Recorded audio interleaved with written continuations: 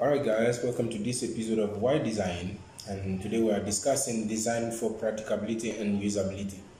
So I've decided to add this particular section of the chapter because I wanted to emphasize again on the fact that design is affecting us in our daily lives.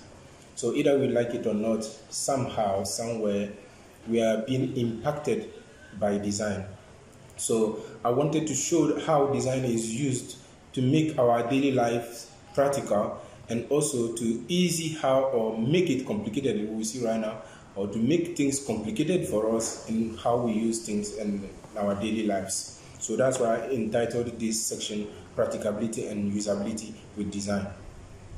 So before I discuss much on the topic, I would like us to go rather on some slideshows here so that we can see some more of these tools we use every day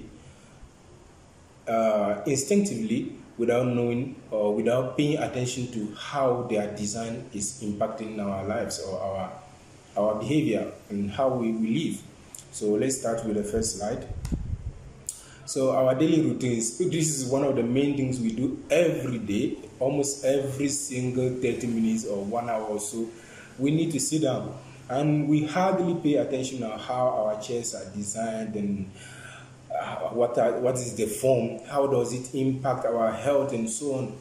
So many people you see today will be complaining of their health back issues because of the chair they have been sitting on. That chair has been designed by somebody. Not only the texture of the chair, not only the colors of the chair, but the form, the shape it takes, and the shape it gives your body every time you sit on it. So let's move on to the next slide. And this is another chair again. So you can see from one chair to another chair, it is a different form, and you can already guess that sitting on these different various chairs cannot have the same impact on your body or on your comfortability.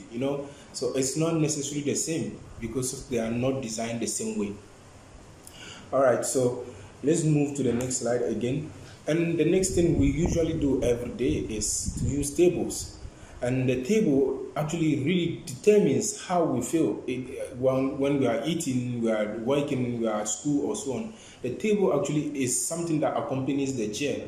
And the marriage between the table and the chair is always an important matter. It is always important to get a good marriage between the chair and the table. How your table is designed is exactly important as the chair is. So we always use them and without paying too much attention. When you look at these two tables, obviously you cannot use them for the same purpose. And maybe based on the age range, you cannot use some tables or so on and so forth. So they are all part of our daily routines, but they are all things that participate to how we live through how they are designed. So the next thing we do in our daily routines is to sleep. So we all here can say that we are not sleeping in the same format of beds. So from one format to another format, either you have a wonderful night or you don't have a wonderful night. Or you can have it today, but tomorrow, based on how the position you use on that bed, you won't get a wonderful night, and back and forth. So we use these things, and few of us will pay attention to how does the design of this bed affect my health or affects my mood. So these are things we need to start waking up and paying attention to. Then think of the kids. Yes, like I mentioned earlier on, based on the age range, the design might be different. So not only we design to create the comfort, we also think of the usability, which is based on the type of person we are dealing with. We don't design things the same way.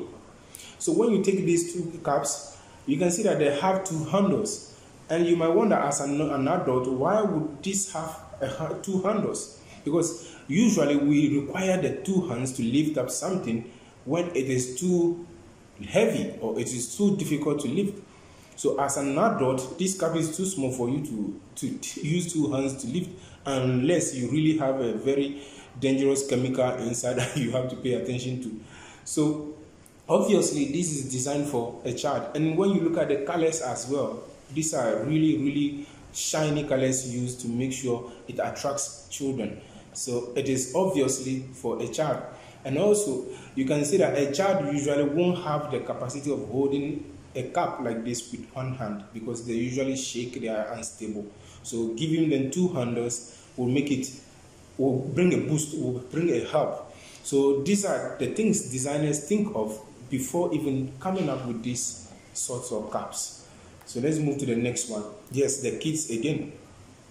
And the first cap, this in the first picture here, this cap is here to support what I just said in the previous slide.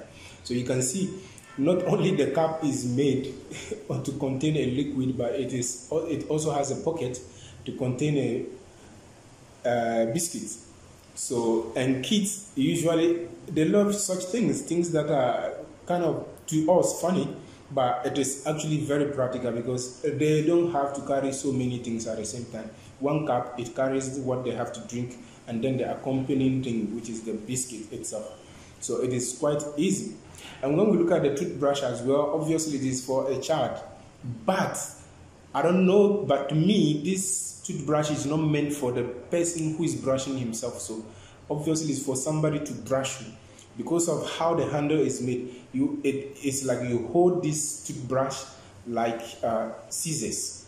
So you cannot use it on yourself like this. It won't be possible. So obviously it's for somebody to beat this, you know. So you can imagine how designers think on the practicability of things, the usability of the tool they are making. Design is actually the thing that defines finally how we hold something, how we use it. It's based on the design. If this wasn't done that way with these handles, we could have used this toothbrush in various angles. But because of these handles that are made, it forces us to use it in a particular direction. That is how design impacts our behavior. So we can go crazier, you know. We have objects that are crazier to use. The design can go so complicated to the extent that you even wonder what for, why. So you can imagine these objects. I don't even know what is used in these other cups, what you can do. And the other one you can see, it is like a basketball net or basket, the basketball and then the net itself, and you wonder what for and how is it going to be used, and why do even people sit down to think of such things. So the craziness of the design is not stopping there. Let's look at this last slide.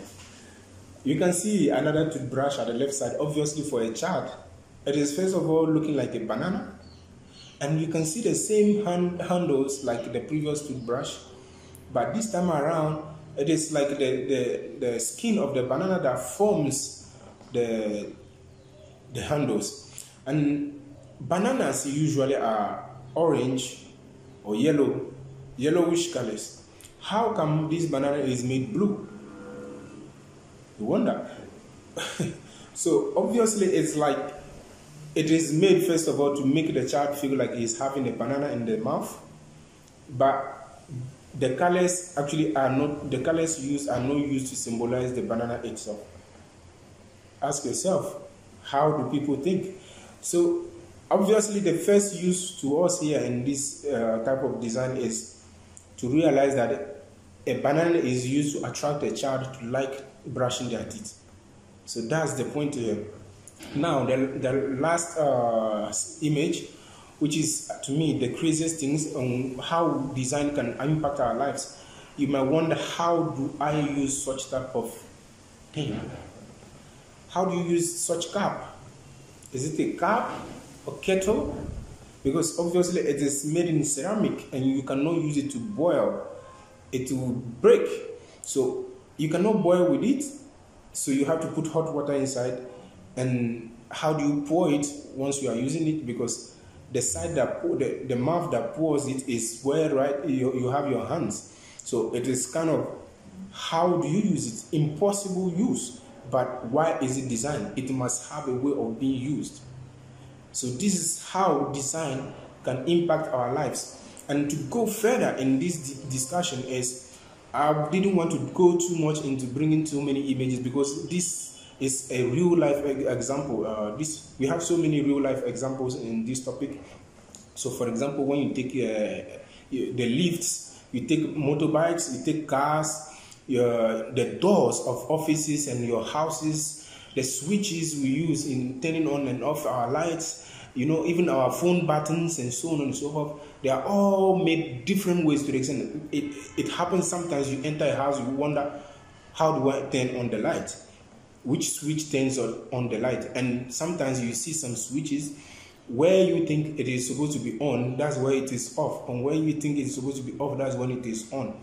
Same thing happens. Most of us usually go to banks or corporate offices, and then you will see a door pull or push. Instead of pulling, we push. Instead of pushing, we pull.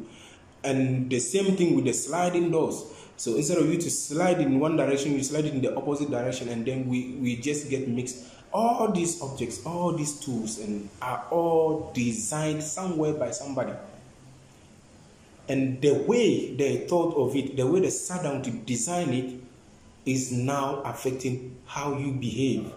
It's now affecting how you decide, and it's now affecting how you feel. It affects your daily moods. Thank you very much for watching this video, and see you in the next one.